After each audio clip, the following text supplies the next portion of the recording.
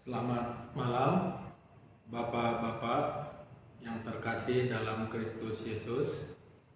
Jumpa lagi dengan saya pada malam renungan kaum pria tanggal 2 Oktober 2021. Adapun yang menjadi topik renungan kita pada malam hari ini adalah makan secukupnya, dan yang menjadi sumber pembacaan Alkitab bagi kita diambil dari kitab Amsal pasal yang ke-25 ayat yang ke-16. Sebelum kita memulai renungan kita, mari kita bersatu di dalam doa memohon penyertaan Tuhan. Kita bersatu di dalam doa.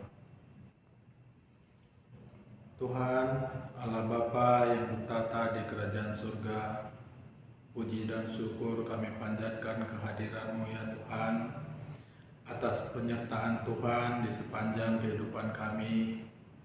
Terlebih-lebih pada hari ini ya Tuhan, Engkau menyertai segala aktivitas kami dari pagi hari hingga pada malam hari ini ya Tuhan.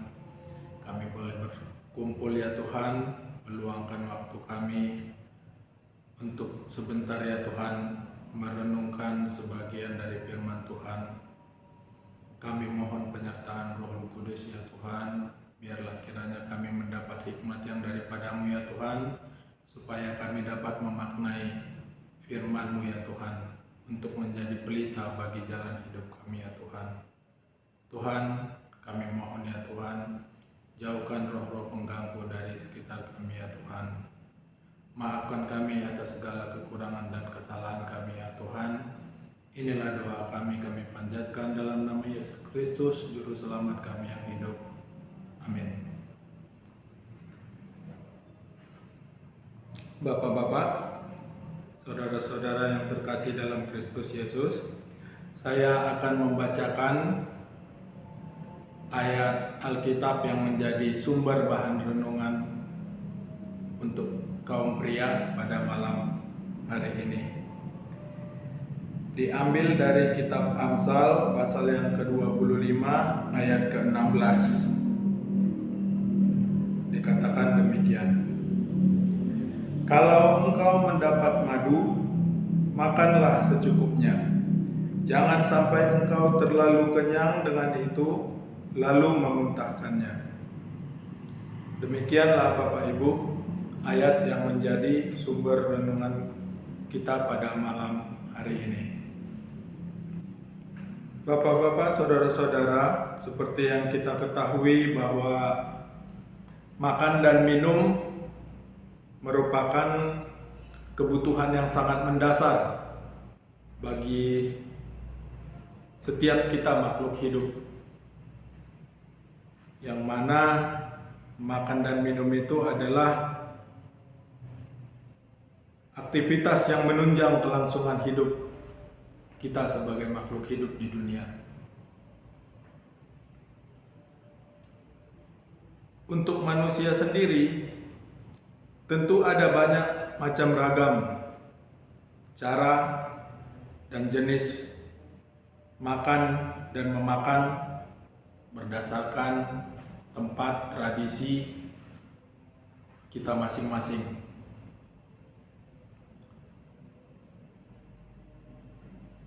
Proses memakan sangat bergantung pada selera dan nafsu masing-masing individu.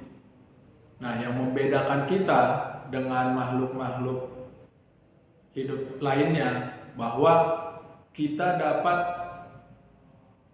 mengontrol atau kita makan secara lebih beradab.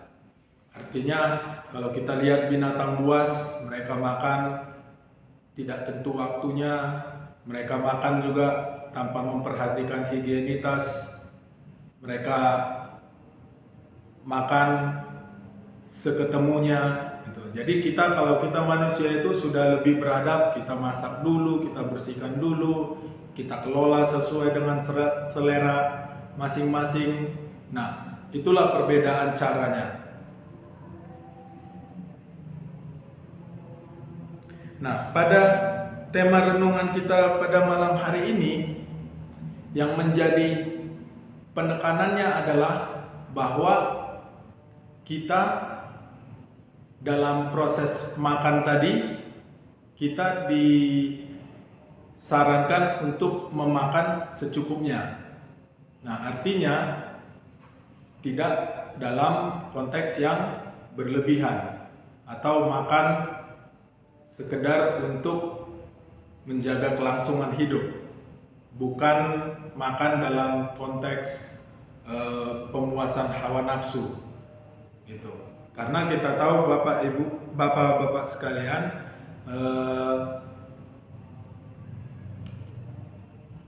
makan ini sangat erat kaitannya dengan pribadi ya. Artinya kita manusia ini kan individu itu masing-masing unik, punya karakter tersendiri. Jadi memang perlu adanya semacam norma atau aturan. Nah, di Amsal ini dikatakan atau disarankan bahwa kita makan secukupnya. Yang menjadi pertanyaan, mengapa kita diingatkan untuk makan secukupnya? Seperti yang kita tahu bahwa Amsal 25 ini merupakan kumpulan petuah atau nasihat-nasihat bijak dari Raja Salomo yang dikumpulkan oleh pegawai Raja Hizkia. Jadi kalau ya kita sudah dapat menarik kesimpulan bahwa kalau orang bijak yang memberi saran, artinya ini adalah sesuatu hal yang penting. Jadi hal yang membuat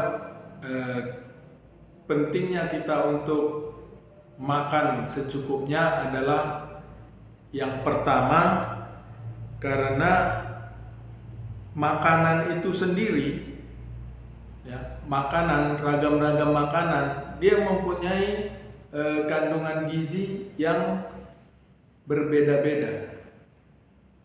Nah, jadi tingkat kebutuhan dari gizi ini juga pada masing-masing orang juga berbeda-beda. Seperti yang kita ketahui bahwa segala sesuatu yang berlebihan tentu tidak baik. Ya, kalau kita makan daging terlalu banyak akan menimbulkan efek samping.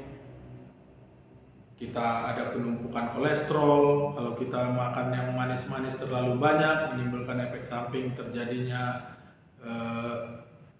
kelebihan gula gitu. Atau kalau kita makan terlalu banyak, kita juga bisa menderita obesitas gitu.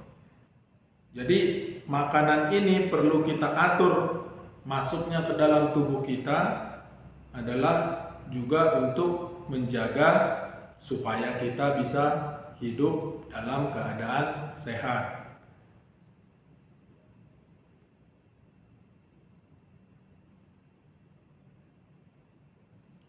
Lalu yang kedua juga karena memakan makanan dipengaruhi oleh selera, maka akan juga mempengaruhi karakter dari orang tersebut. Nah, ada kalanya kebiasaan dari aktivitas yang rutin kita lakukan akan membentuk karakter kita. Nah, makan dan minum ini adalah kegiatan yang rutin. Dia akan menjadi sifat atau kebiasaan yang akan kita bawa hingga ke masa depan kita. Contoh, kalau misalkan kita terbiasa dalam makan selalu berlebihan, maka satu saat di hari dewasa kita pun kalau kita tidak mengontrolnya, maka kita juga akan punya kebiasaan untuk makan dalam porsi yang besar, yang notabene mungkin itu tidak akan selalu terpenuhi. Ada kalanya kita di masa-masa tertentu juga kita harus makan dalam porsi yang kecil. Jadi kalau misalkan kebiasaan ini menjadi satu hal yang sangat melekat bagi kita, ini akan membuat kesusahan juga bagi kita karena sudah terpola dalam karakter kita. Contoh, kalau misalkan kita satu saat kita bertugas di daerah yang pola makannya jauh seperti tradisi kita, maka kita akan uring-uringan terus karena perbedaan pola makan itu tadi. Kita tidak terbiasa dengan makan makanan yang tersaji di tempat kita saat ini, sehingga kita menjadi terkendala atau uring-uringan, nggak jelas. Ada kalanya juga kita dalam porsi ya, kalau misalkan kita makan kita yang menyediakan sendiri, kita bisa mengatur dalam jumlah yang besar. Tapi kalau misalkan kita dijatah, misalkan kita hidup di asrama, misalkan begitu ya, hidup di asrama tentu kita dijatah. Nah, porsinya sudah tertentu, maka kita juga akan tidak nyaman dengan kondisi seperti itu. Jadi itulah tadi pentingnya kita membiasakan makan secukupnya agar kita juga tidak tersusahkan oleh kebiasaan yang terbentuk. Terus yang ketiga, dalam kita makan juga kita harus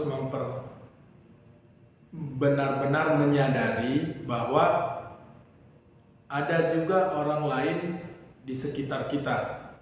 Jadi kita makan ini juga harus memperhatikan orang di sekitar kita, dalam artian contoh kalau kita makan hendaknya jangan kita sampai berlebihan, orang tidak kebagian sehingga menimbulkan pertikaian. Atau semisal kita memakan makanan orang sedang berpantang sehingga menimbulkan ketidakharmonisan gitu. Jadi kebiasaan makan juga harus kita perhatikan dengan lingkungan sekitar. Dan yang keempat, dalam memakan kita juga harus mengingat bahwa makanan yang tersedia ini adalah semata-mata merupakan berkat dari Tuhan, yang mana kita juga harus mensyukuri bahwa kita mendapat berkat dari Tuhan. Jadi kita juga harus memanfaatkannya dengan baik. Jangan sampai kita makan secara berlebihan, makanan terbuang-buang karena berlebihan mubazir, sementara kita tahu masih banyak di belahan dunia lain terjadi bencana kelaparan, baik itu karena perang atau baik karena bencana alam atau memang yang karena faktor kemiskinan. Jadi kita juga harus tetap mensyukuri dengan cara kita memanfaatkan berkat makanan yang diberikan oleh Tuhan dengan sebaik-baiknya.